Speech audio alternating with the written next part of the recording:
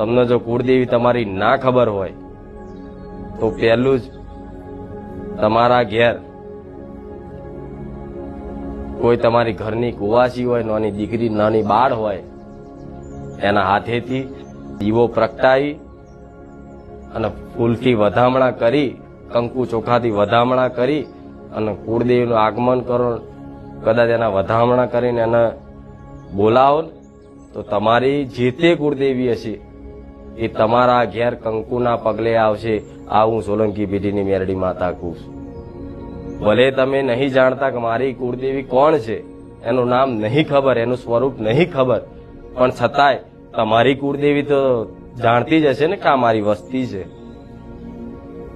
તો તમારી કોઈ ઘરની કુવાસી હોય એના હાથેથી વધામણા કરાવી અને એને પ્રેમ ભાવથી બોલાવજો કે હે માં, મારી કુળદેવી